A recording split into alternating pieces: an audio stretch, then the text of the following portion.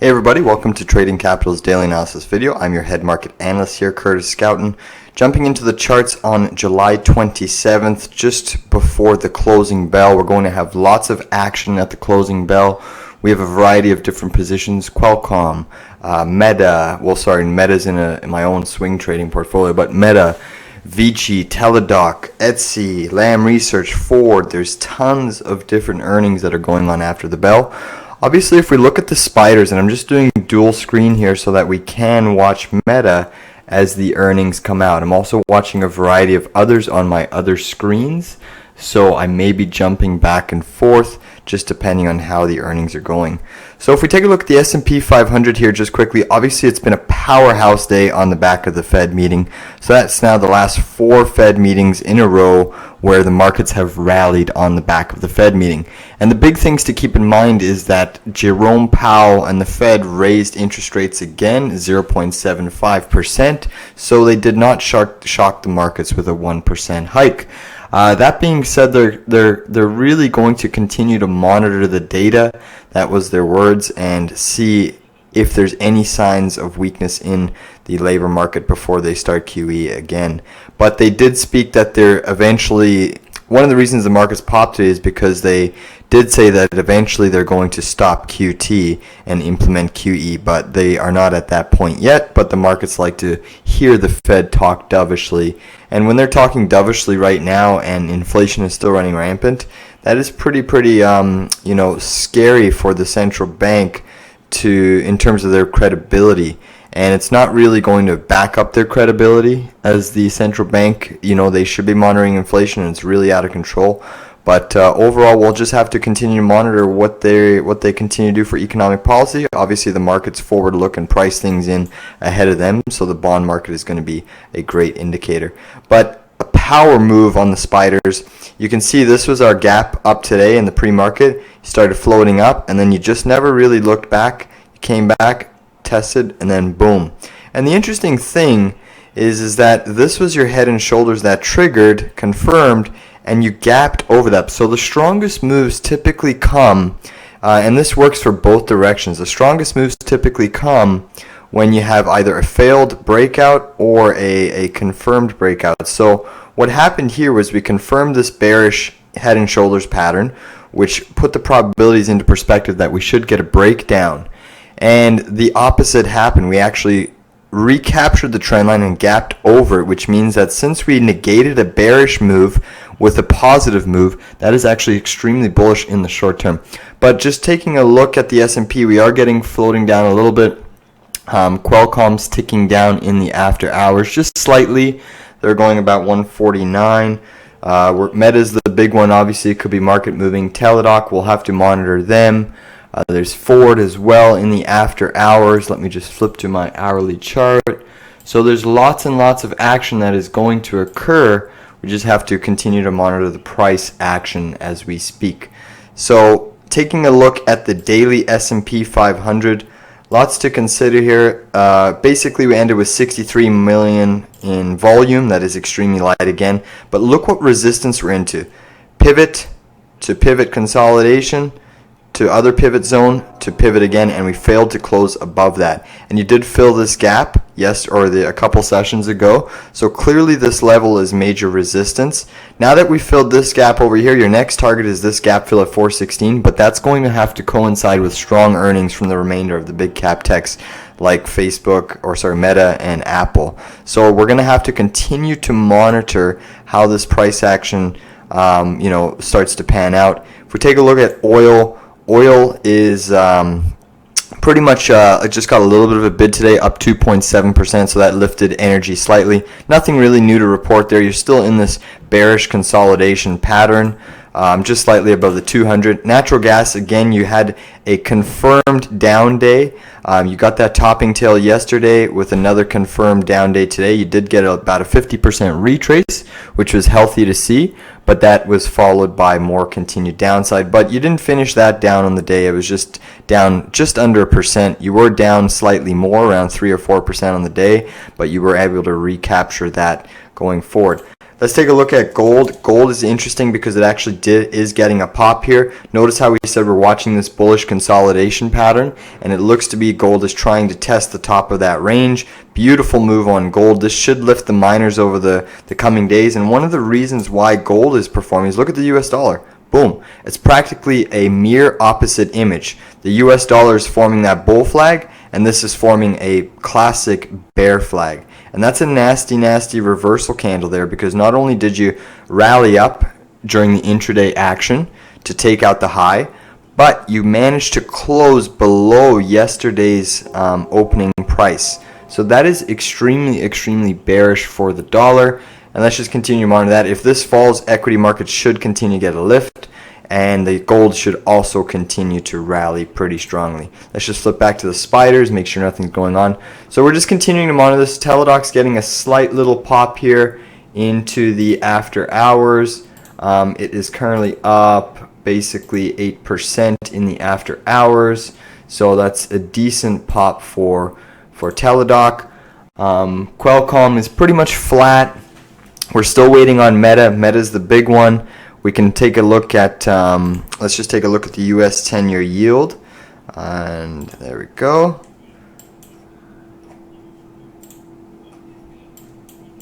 So the US 10-year yield is very interesting because you're teetering with this neckline. You have not triggered this head and shoulders topping formation yet.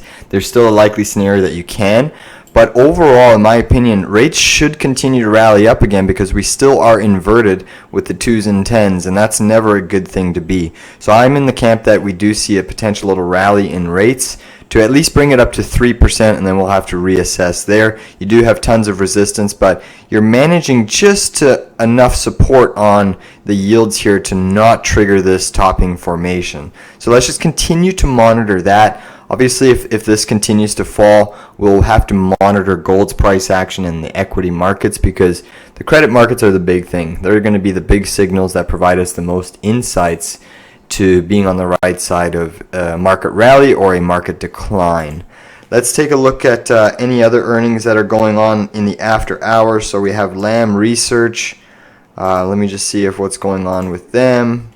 Let's flip to the 8-hour chart. So nothing yet there. We also have Etsy. Etsy is an interesting one, so nothing really going on there. Etsy is into resistance.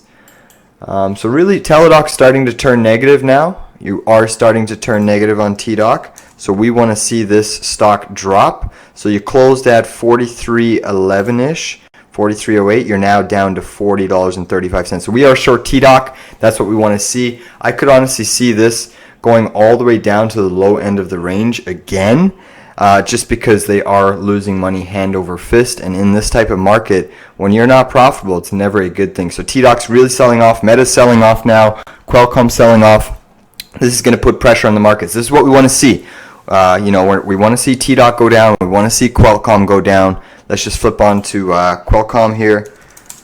Bring up Qualcomm. So Qualcomm's also coming down in the after hours. So we closed at 153 on Qualcomm, and we're currently falling. Where's 153 level? Right around here. So we're down about 3% in the after hours. You can see Meta's starting to fall a little bit, but I think Meta's really priced in the worst case scenario.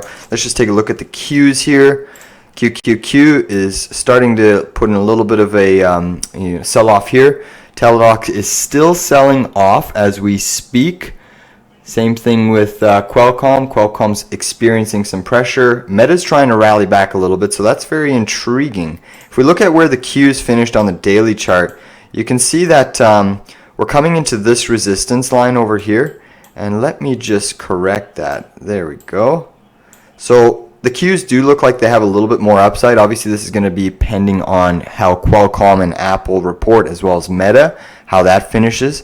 But overall, you're into major resistance over here. You can see that we had a sharp 3-day pullback. The question is this going to be a bullish breakout, or is this going to be a failed breakdown? If it's a failed breakdown, look to basically go fill this gap fill at 274. I'm just going to flip back to the SPY intraday so we can see what's going on. Teladoc is now falling hard. Teladoc is now down 9% in the after hours. Qualcomm is also falling, so this is what we want to see. Let's flip to TDoc, shall we?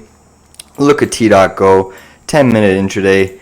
So that's a beautiful, beautiful reaction right now. Obviously, earnings are expected to be negative, minus 61 cents per share.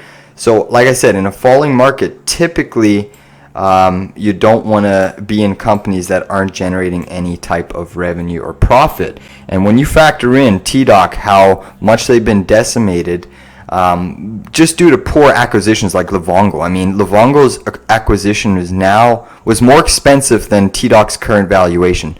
So when you are losing on an investment from an acquisition that you just recently made, not too long ago, that's pretty crazy in the eyes of the market. Ford is actually getting a sharp pop here. Look at Ford go. Whoops, Ford.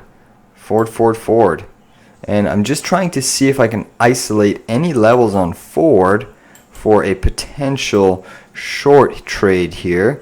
Let me just see. So Ford's popped over there. Daily chart brings us to a gap fill, which you've succeeded. Okay. So I'm just analyzing this chart. I like a gap fill at 15. That would be the potential short opportunity that I would be willing to try to attempt.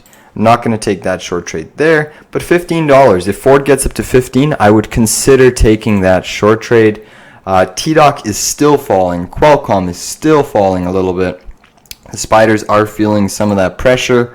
Let's take a look at the Nasdaq. Nasdaq closed around 308 and is now down 305, so just about $3 on the day. But Ford, power move on Ford. That's really impressive. Let's go flip back to TDOC. Whoops, can't really type here. TDOC. Let's take a look at TDOC. So it's still coming down. This is what we want to see. This is exactly what we want to see, people. So that's a pretty impressive move so far, but we'll just have to continue to monitor that. We also have, let's just take a look. Ford is still holding its gains. Our Vici short is coming in slightly. It did close up at the highs, created a double top scenario, and it's down 3% in the after hours. So that is healthy to see for us. TDOC's looking like there's some buyers down there. We'll just have to continue to wait and see. I haven't really received any of the earnings reports yet, so we're still waiting. Qualcomm is catching a little bit of a bounce. It's still down in the after hours. Very interesting price action. Very interesting price action. So there is a potential gap fill here around 33.25, give or take a few. That could be a decent area to potentially pull some profits off of TDOC. That would net us roughly a 16% gain on the trade. Obviously, there is a chance that it can go a lot lower, but that is a technical area that could be of decent support. It coincides with not only this upsloping parallel line, but it's also the exact center point of this parallel channel that you've been range bound in. And you never really ever confirmed a breakout above this channel. All of this was failed consolidation, which is why I was accumulating a short on TDOC. So we're still seeing some pressure on Teladoc. Meta's holding up. Let's take a look at, see if Apple's doing anything in the after hours. So slight thing on Apple. But Teladoc is still declining. That is good to see. We're now up 11.5% on our trade. So that's what we want to see on TDOC. That'll put us healthy in the money. So let me just flip to our TDOC trade just to see. It's down 17% in the after hours Teladoc. That is impressive. 18%, and it's still dropping. Qualcomm is holding up. Ford is holding up. There's a few other names. We have, I think, O'Reilly, Etsy. Let's take a look at Etsy real quick. Etsy. So Etsy is not really moving much. Obviously, the earnings haven't come in. O'Reilly. How do we spell O-R-L-Y? O'Reilly Automotive. So that's not really doing too much either. So it's really just Ford, O'Reilly, Teladoc. Teladoc is still just hovering down at those lows there. Let's take a look at Qualcomm again. QComm. So Qualcomm's coming down. It's just teetering with that support line. Again, we are short Qualcomm again, so I wouldn't mind seeing that one come down. Ford is still pumping there. Still pumping. TDOC is still coming down. This is what we want to see. This is exactly what we want to see. So TDOC still coming down. I'm just going to scan through to see if there's any other important names that I'm missing. I know there were a few earlier. Boeing was earlier. But what a drop on TDOC. That's amazing. Considering TDOC got decimated, I believe it was 40 or 50% on its last earnings back here in, when was that? April area. This gap down was just impressive. And you still had Cathie Wood buying hands over fist. Let's just flip to the intraday, see how much buy volume we're actually getting here. So interesting. A little bit of a buy volume coming in. We'll see if that holds any sort of validity or weight. We also have Lam Research reporting, so that should be some positive data for the semiconductor. Assuming they do report positive results. So Lam Research is another one. We also have, just scrolling through the list here, Wix, a couple resorts, a couple banks, a couple gold companies, Spirit Airlines. I'm just scrolling through the list. We have NOV. Shopify was earlier today, and Shopify's impressive rally. That was something really, really impressive to see when Shopify gapped down to the low end of its range, and then it impressively had a sharp rally. And I don't know what it closed on the day, but it was something to witness. It was an impressive close on Shopify. It was up 11% on the day, and I think it dropped 10 to 12% in the pre-market, and then it rallied, so it would have been a net positive gain of roughly basically 20-25% in and around that range. So truly an impressive move on Shopify. A little disappointed I didn't catch that. I was watching it in the after hours. We also have Servicenow, who is reporting. So NOW, let me just flip to them. They are getting hit in the after hours. So that is typically not good for technology services, information technology. So they were up 6% by the closing bell. Their market cap is $89 billion, and in the post-market, they're currently down 8.09%. So that is going to weigh heavy on the technology side for sure. That's definitely a decent-sized market cap, 89-90 billion. That should be sort of an indication that the technology services sector is weakening. You also have United Rentals reporting earnings. Align Technologies, they're down 3.9 in the after hours. Qualcomm still down just 2.88. I'm just going through all of the lists here. You have Duke Realty Corporation, so a few real estate names also reporting. TDOC is getting a slight bounce, so that's not really what we want to see, but that's okay. That is okay, because tomorrow typically more selling continues and follows. We haven't even got forward guidance. We haven't got the actual earnings out yet. Obviously the market must know something, but there's still lots of data to interpret here and discover. Let me just keep scrolling through this list. We do have QuantumScape. That should be an interesting one, because that business model makes no money.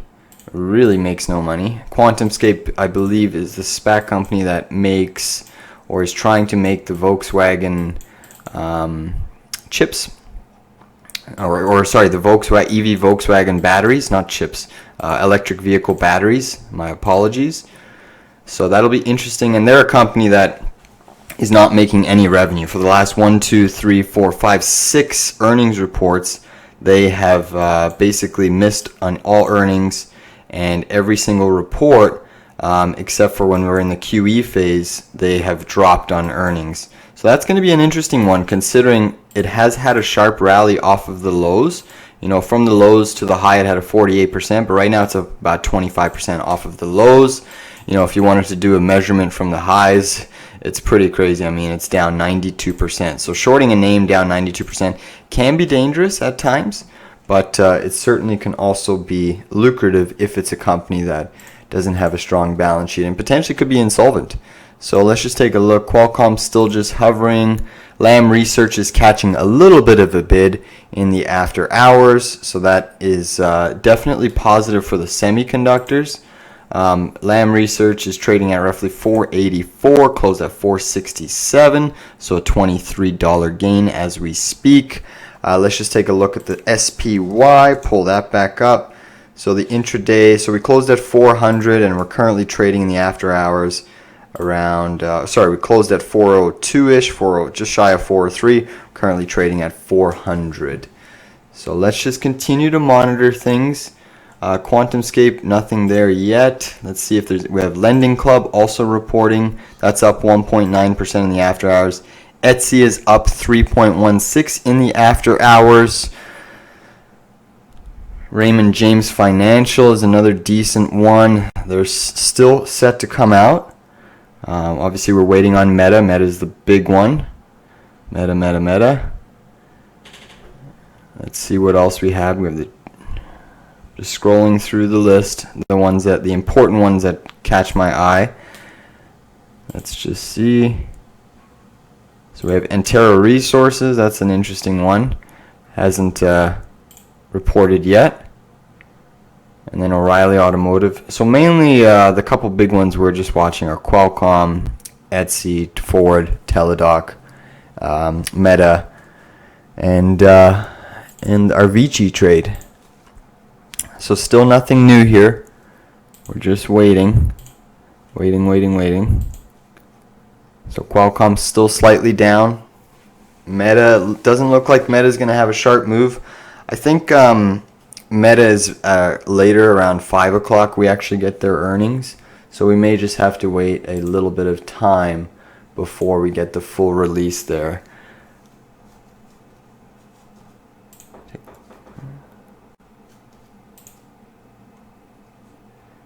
So the spiders are just hanging in there. Teladoc is catching a little bit of a bounce in the after hours. You know, it bottomed around $35.22. It's trading up $3, around $38.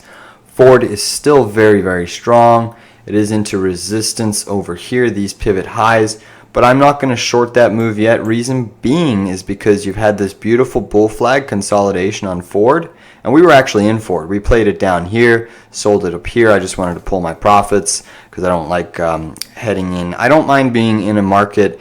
I don't mind holding a stock into earnings via the long side if we have the Federal Reserve blowing wind at our back, in the sense that there's low interest rates and quantitative easing. I don't mind being long into earnings. It's risky, but I don't mind. When I don't mind being short into earnings like we are now on a variety of names when the Fed is blowing wind at this market and we're going through QT and a slower economic declining cycle. So you really have to pick your moments when you decide to hold stocks into earnings or not. There's a lot of traders and investors that won't even hold stocks into earnings. Well, specifically traders. Investors have to hold through earnings if you're classified as an investor. But traders typically don't hold stocks into earnings. I'm a little bit different. I will hold certain names into earnings just based off of the larger macro pattern, which strengthens the probabilities of being on our side. So taking a look at the SPY, we're still trading down there. Nothing really new to report. Let's just continue to monitor Teladoc, Qualcomm. We're still waiting on the earnings of Meta. Meta is market moving. It could lift all of the stocks together, but we're still continuing to wait. Ford is trying to pump up a little bit more as we speak.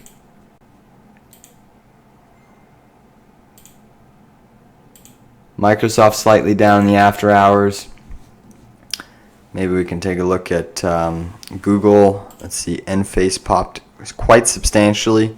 You can see Enphase here. We added to our short position a couple times because you came into this resistance. This is this parallel channel where you have multiple pivots on the bottom, multiple pivots on the top now. You're approaching this double top scenario where if you float up to this double top, we will look to short again. There's not many stocks that are trading at their all-time highs, have extraordinary valuations, and it has created this negative divergence for the last several months.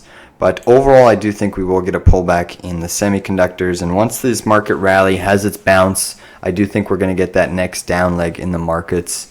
There's a lot of people that are turning bullish because earnings are starting to be a little bit more positive than people expected. But overall, we can't forget the longer term macro factors is still a bear market.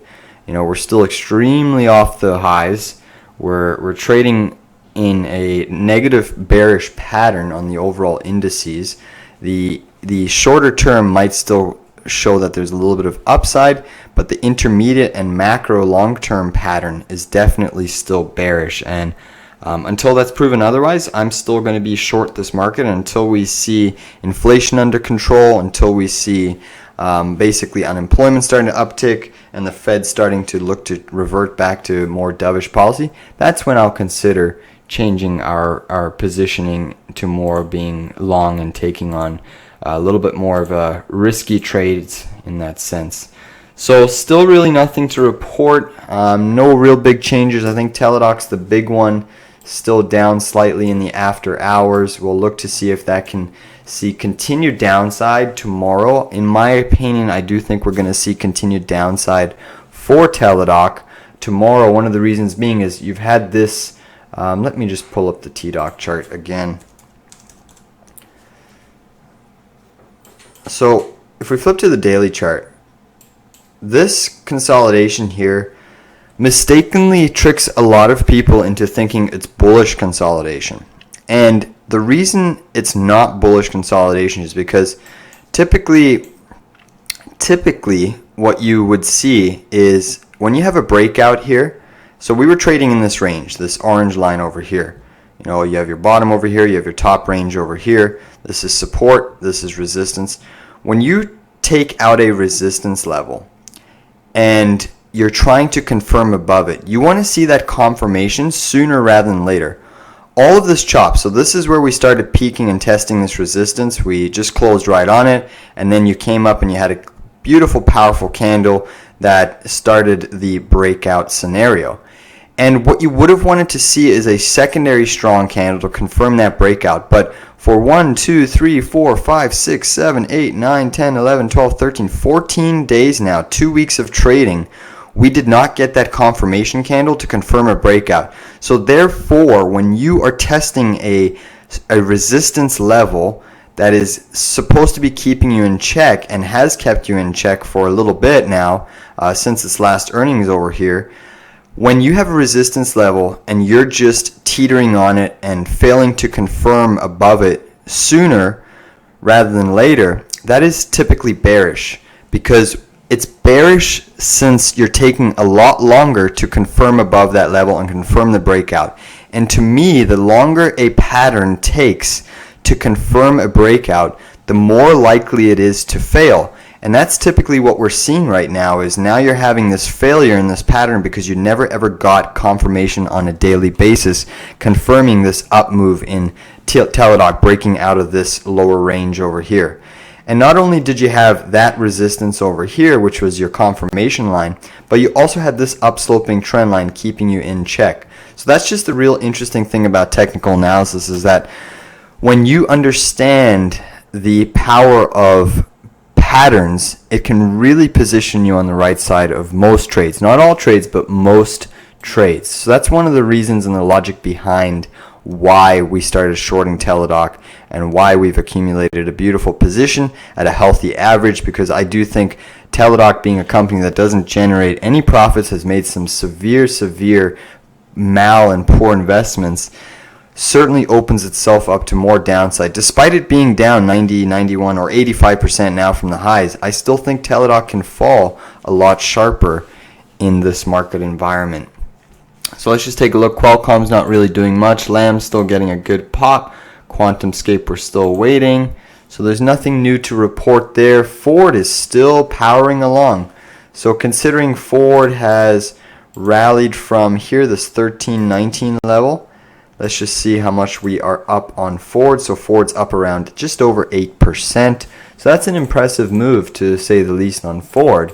Really healthy to see. Let's just flip through any others here. So yeah, Teladoc is still down. Ford, if If it gets to that 15 level, I'd consider a short.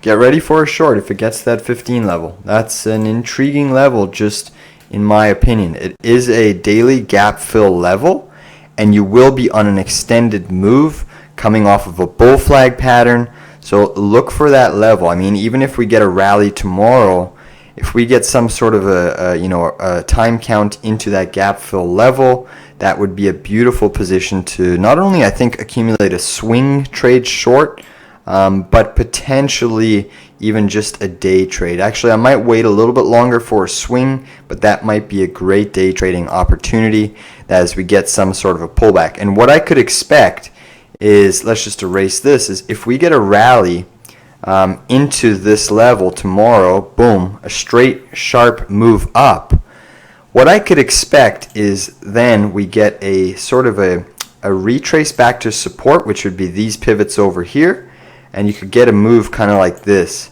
where you have a beautiful day trade pullback. And that could easily happen. We're talking about a 7% pullback. If it was to work out. I'm not saying it's going to, or that's the exact place, but that's kind of what I'm looking for. Tomorrow, if Ford continues to push up right into this gap fill, then we look to short that gap fill on a day trade basis as it pulls back. Obviously we don't want to see much consolidation and then a short into that gap. It has to be a straight shot move into that gap. The biggest reactions come from sharp moves. Whenever a stock has a sharp move up, it tends to have a sharp move down. If a stock has a sharp move down, it tends to have that mean reversion bounce back to the upside. So Qualcomm is actually seeing a little bit of pressure now. Let's just flip back to the SPY to see how it's going. So it's catching a little bit of a bid still. Let's flip back to Qualcomm. So Qualcomm, we are still short around the 153 level. On another account, I hold it at the 154 as well. So there's two short levels there that I'm holding on Qualcomm. Qualcomm, it's good to see. So now Qualcomm, you are into support. This is going to be the big level for Qualcomm. So you've pierced through this level, and now you're testing this support level over here. So that's going to be a big level for Qualcomm. If you break that, then ultimately I think Qualcomm heads back down to this level here, this 136 level. It should correlate with the 50-day moving average. It will coincide with the level around this breakout of this downsloping channel. So let's just continue to monitor Qualcomm. It is coming in pretty, earnings are in, beat on earnings, a double beat basically just, but the stock had a sharp move up, and now the markets are repricing it and pulling it back in.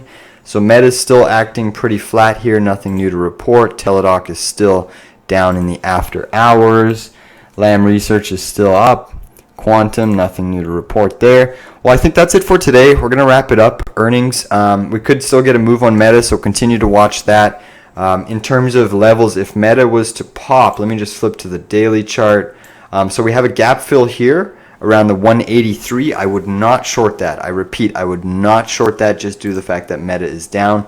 If for some reason Meta popped up into here, this 193 area, I would look to potentially start accumulating a short position there, as well as we have a massive gap fill up here around 223, but that would be an incredible pop. Now, if Meta somehow drops in the after hours, I would look to accumulate a position at 148, another add at 137, and another add at 123. I think those will be great levels. You are trading in this range on Meta, and believe it or not, this downsloping parallel range actually favors a move up to the upside. So let's just see if the technicals provide Meta that bounce.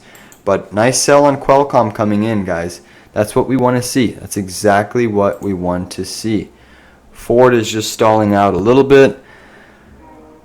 So I'm going to wrap this video up. Hope all this analysis helps. We'll continue to monitor the markets as we move forward. Big earnings tomorrow. I think the markets are going to digest these earnings, whether they're positive or neutral at the end of the earnings calls.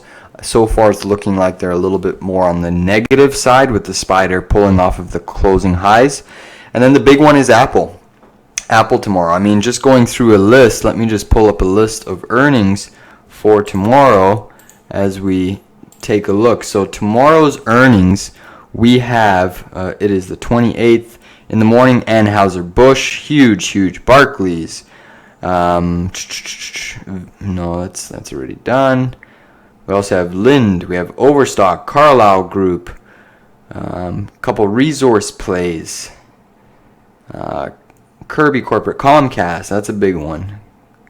Southern Company, Hertz, meme stock plays.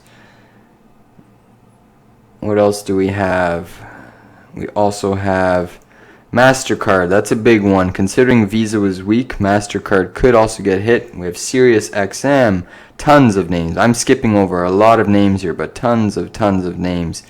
Safeguard, FS Bank Corp, IMAX, 2U. So that'll be an interesting one. 2U's actually been weak. Pfizer also reports. That's one of our holdings. We are short Pfizer, so let's see how that plays out tomorrow. Fortis, Liberty Global, Baidu, the Chinese plays. So lots of variety of names tomorrow.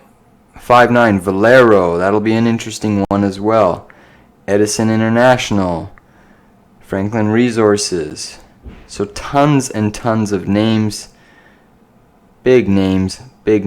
Lennox International, Honeywell, Freddie Mac. I'm just skipping over. I'm just mentioning the ones that I think are noteworthy.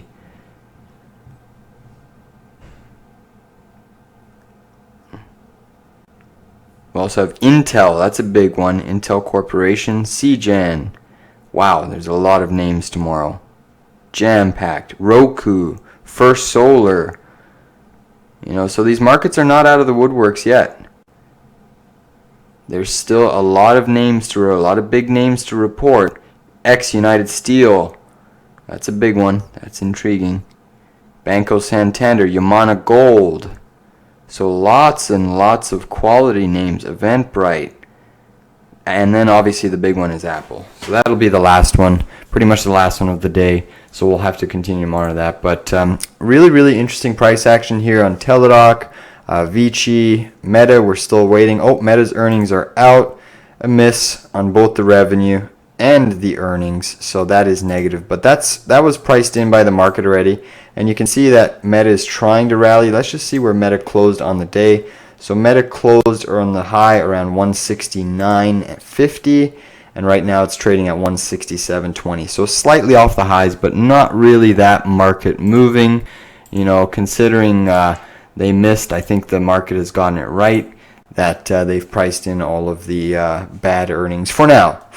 There could be still massive capital expenditures that Mark Zuckerberg puts to the metaverse, which obviously he is the majority shareholder, so therefore he can dictate whether or not they do deploy capital into the metaverse, and that's certainly going to be a risk that a lot of investors have to factor in, because it could be a bad investment or it could be a 10x investment. But to pivot a whole business model when you're a $500 billion company should prove to be a challenge. But if there's anyone that can go after the metaverse, it is Facebook, considering what they have accomplished.